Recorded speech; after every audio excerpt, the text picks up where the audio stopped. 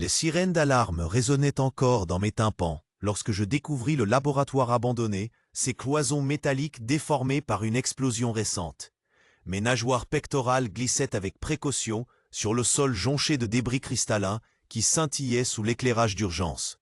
En tant que dauphin Tursiops modifié par les techniques d'élévation terrienne, j'avais développé une acuité sensorielle exceptionnelle. Mais rien ne m'avait préparé à ce spectacle de désolation. Le veau d'or accroché à mon cou traduisait mes pensées en paroles synthétiques, tandis que j'inspectais les vestiges d'équipements sophistiqués. Des cuves de culture brisées laissaient échapper une substance gélatineuse aux reflets iridescents, et l'air empestait les composés chimiques inconnus. Quelque chose d'extraordinaire s'était produit ici, quelque chose qui dépassait largement mes compétences de biologiste marin. Crédeiki au commandement murmurait dans mon communicateur « J'ai découvert des installations de recherche génétique dans le secteur Gamma 7. Demande assistance technique immédiate. » Seuls des parasites me répondirent. Mon isolement était complet. Un mouvement furtif attira mon attention vers le fond du laboratoire. Entre les rangées de serveurs informatiques éventrés, une silhouette s'agitait avec des gestes erratiques. Je m'approchai prudemment, mes organes sensoriels détectant des vibrations inhabituelles dans l'eau qui remplissaient partiellement cette section du complexe. Ce qui émergea de l'ombre défait toute logique. Une créature hybride, mi-humaine, mi-cétacée, dont les traits déformés trahissaient une expérimentation génétique ratée. L'abomination se tourna vers moi, ses yeux globuleux, brillant d'une intelligence torturée. Quand elle ouvrit la bouche, un gargouillis incompréhensible s'échappa, mélange grotesque de langage articulé et de chants de baleines primitifs. Mon veau d'or ne parvenait pas à traduire cette cacophonie, mais l'intention hostile était évidente. La chose se précipita vers moi avec une agilité surprenante, ses membres atrophiés battant l'eau avec rage. J'esquivai l'attaque en plongeant sous un amas de tuyauterie effondré, utilisant ma mobilité naturelle pour maintenir mes distances. Cette créature incarnait le cauchemar de tout être élevé. La manipulation génétique poussée au-delà de toute éthique, transformant l'évolution guidée en abomination. Mes ancêtres dauphins n'avaient jamais eu à affronter de tels monstres issus de la science dévoyée. Le laboratoire recélait d'autres surprises. En explorant les sections adjacentes, je découvris des capsules de stase contenant d'autres spécimens hybrides à différents stades de développement. Les données fragmentaires que je pus extraire des terminaux encore fonctionnels révélaient un projet clandestin d'hybridation entre diverses espèces élevées. Les codes d'autorisation portaient le sceau d'une faction galactique que je ne reconnaissais pas, mais dont les intentions génocidaires transparaissaient dans chaque ligne de programmation. Un nouveau signal d'alerte retentit soudain.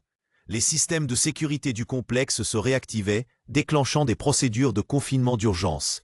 Les sas étanches se refermaient un à un, m'emprisonnant progressivement dans ce labyrinthe de cauchemars.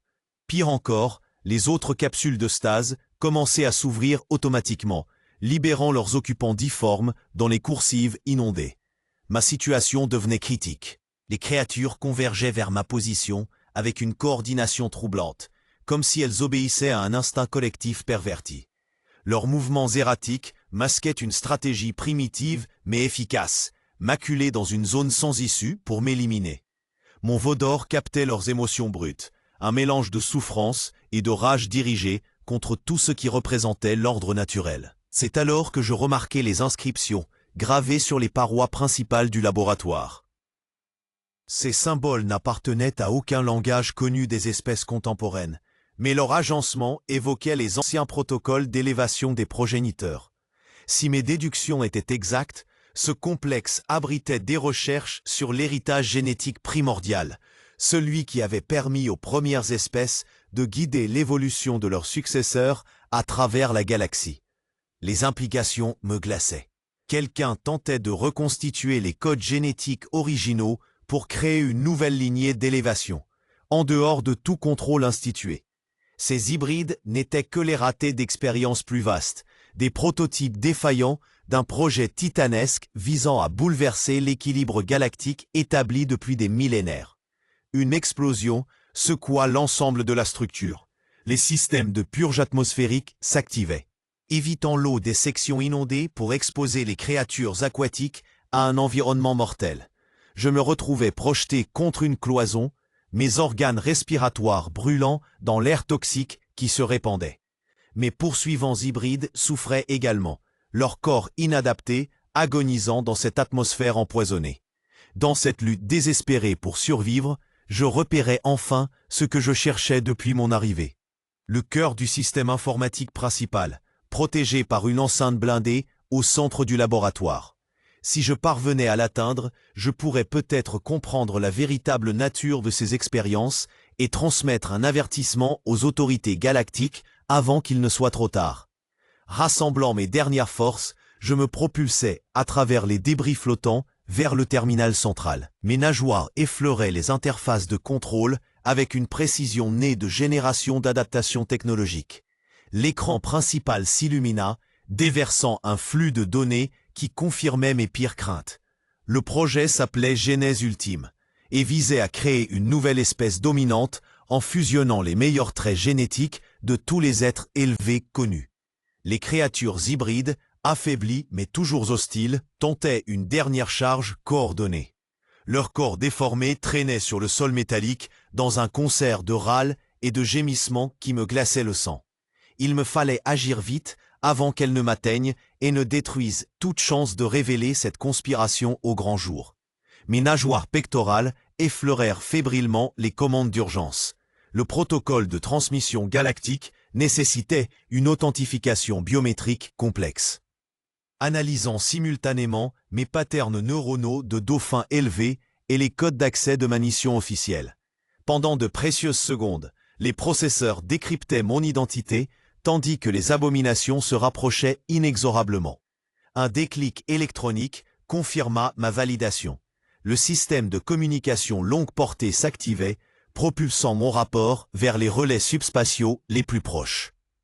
Les preuves du projet Genèse Ultime traverseraient la galaxie en quelques heures, alertant les conseils d'élévation de toutes les espèces civilisées. Mais cette victoire avait un prix.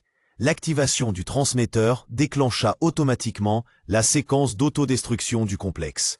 Les dernières minutes s'écoulèrent dans un chaos indescriptible. Les explosions en chaîne désintégraient progressivement la structure du laboratoire, libérant les énergies contenues dans les réacteurs expérimentaux. Les créatures hybrides, prises au piège de leur propre origine artificielle, disparurent dans les flammes avec leurs secrets génétiques pervertis. Je me frayais un chemin vers les modules d'évacuation d'urgence, mes poumons brûlants dans l'atmosphère surchauffée. La capsule de sauvetage se détacha du complexe agonisant juste avant l'explosion finale. À travers les hublots blindés, je regardais s'effacer dans une boule de feu aveuglante les traces du projet le plus monstrueux que j'ai jamais découvert. Mon veau d'or émettait automatiquement des signaux de détresse, appelant les vaisseaux de secours, qui ne tarderaient pas à repérer ma position. Dans le silence relatif de l'espace, je repensais à ces créatures torturées qui avaient payé de leur existence les ambitions démesurées de leur créateur.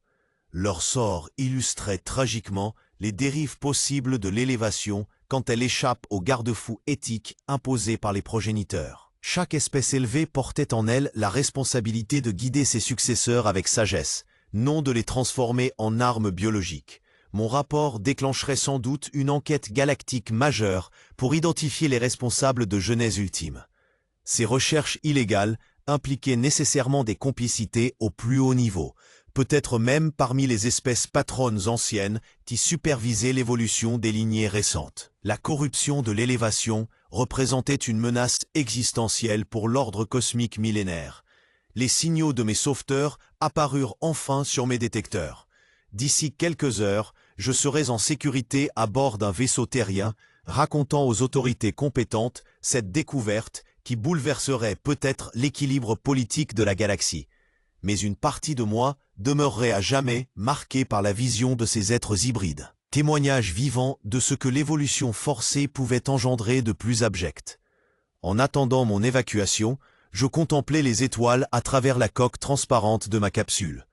Quelque part dans cette immensité, d'autres laboratoires secrets menaient probablement des expériences similaires, perfectionnant les techniques de manipulation génétique dans l'ombre des institutions officielles. Mon aventure ne représentait qu'un maillon d'une chaîne bien plus vaste, un complot aux ramifications galactiques qui continuait de se déployer malgré ma découverte. Le vaisseau de sauvetage se matérialisa finalement, sa silhouette familière se détachant sur le fond stellaire. Mes congénères terriens m'accueilleraient avec soulagement, mais ils peineraient à comprendre l'ampleur de ce que j'avais découvert. L'innocence de notre espèce récemment élevée nous protégeait encore des intrigues les plus sombres de la politique galactique. Mais cette protection s'amenuisait à chaque révélation troublante. Les bras mécaniques du vaisseau mère saisirent ma capsule avec une délicatesse programmée. À travers les communications radio, j'entendais déjà les questions pressantes de mes supérieurs, impatients de connaître les détails de ma mission. Comment leur expliquer que j'avais découvert une tentative de subversion de l'élévation elle-même, ce processus sacré qui avait permis à l'humanité d'accéder aux étoiles? Dans les heures qui suivirent mon sauvetage, mon témoignage déclencha effectivement une mobilisation sans précédent des services de sécurité interstellaire. Les preuves que j'avais transmises confirmaient l'existence d'un réseau clandestin impliquant plusieurs espèces supposées alliées. Mes découvertes sur les hybrides génétiques révélaient une technologie d'élévation pervertie, capable de créer des êtres vivants sur commande selon des spécifications préétablies. L'enquête révéla progressivement les contours d'une conspiration visant à remplacer l'ordre galactique existant par une hiérarchie basée sur la supériorité génétique artificielle. Les créatures du laboratoire n'étaient que les premiers prototypes d'une armée biologique destinée à imposer la volonté de ses créateurs. Heureusement, mon intervention avait permis d'exposer ce complot avant qu'il n'atteigne sa phase opérationnelle. Aujourd'hui, en repensant à cette aventure qui a marqué ma carrière de biologiste spatial, je mesure la chance extraordinaire qui m'a permis de survivre et de témoigner. Les leçons de cette expérience continuent d'influencer les protocoles de sécurité de l'élévation, rappelant à toutes les espèces civilisées que le pouvoir de guider l'évolution s'accompagne de responsabilités absolues. Le laboratoire détruit et ses terribles secrets ne sont désormais qu'un souvenir. Mais ils m'ont enseigné que l'univers recèle encore des mystères capables de remettre en question nos certitudes les plus fondamentales sur notre place dans l'ordre cosmique. Les années qui suivirent me menèrent vers d'autres expéditions, d'autres découvertes, mais jamais rien n'égala l'intensité de cette première confrontation avec l'inconnu. Mes rapports officiels, soigneusement expurgés des détails les plus troublants, circulèrent dans les cercles scientifiques galactiques, suscitant un intérêt modéré. Seuls quelques initiés comprirent vraiment la portée de ce que j'avais vécu. Keideiki, mon fidèle compagnon dauphin, développa par la suite une aversion profonde pour les environnements confinés. Ses sonars semblaient détecter des échos fantômes même dans les installations les plus modernes. Nos séances de travail se déroulaient désormais exclusivement en milieu aquatique naturel, loin de toute structure artificielle susceptible de raviver ces traumatismes. L'élévation, cette noble entreprise qui guide les espèces vers la conscience supérieure, révéla progressivement ces zones d'ombre. Les archives galactiques recélaient d'autres incidents similaires, soigneusement classés et oubliés. Des expériences ratées, des mutations incontrôlées, des créations qui dépassaient l'entendement de leurs géniteurs. Chaque civilisation patronne avait ses squelettes dans ses placards génétiques. Mes nouvelles recherches m'orientèrent vers l'étude des protocoles de sécurité interespèces. Comment prévenir de futurs désastres? Comment identifier les signes avant-coureurs d'une dégénérescence évolutive? Ces questions obsédantes guidèrent mes travaux pendant des décennies. Un jour, lors d'une conférence sur Tanit, je rencontrai une ethnobiologiste, Timbrimi, qui partageait mes préoccupations. Ses empathies psychiques lui permettaient de percevoir les traumatismes transgénérationnels qui marquaient certaines lignées d'espèces élevées. Ensemble, nous développâmes un système d'alerte précoce destiné à identifier les anomalies comportementales susceptibles de signaler une instabilité génétique profonde. Nos travaux attirèrent l'attention des grandes institutions galactiques, mais aussi celles de groupes moins recommandables. Certaines factions radicales prônaient l'abandon pur et simple de l'élévation, considérant que l'univers regorgeait déjà suffisamment d'intelligence consciente. D'autres, au contraire, militaient pour une accélération du processus, quels qu'en soient les risques. Les menaces commencèrent à se préciser lorsque notre second laboratoire fut vandalisé. Quelqu'un avait forcé les systèmes de sécurité pendant la nuit, détruisant plusieurs mois de données cruciales. Les dégâts semblaient ciblés, visant spécifiquement nos recherches sur les marqueurs génétiques instables. Ma partenaire Timbrimi détecta des résidus d'émotions violentes imprégnés dans les murs. Une rage froide mêlée de peur existentielle. Kredeiki, désormais coordinateur de notre projet, exprima ses inquiétudes lors de notre réunion d'urgence. Ses clics sonars trahissaient une nervosité inhabituelle. Il avait capté des communications cryptées entre plusieurs factions, suggérant que nos découvertes représentaient une menace pour l'ordre établi. L'équilibre délicat maintenu depuis des millénaires entre les races patronnes et leurs clients risquait de basculer si nos protocoles révélaient l'ampleur des échecs dissimulés.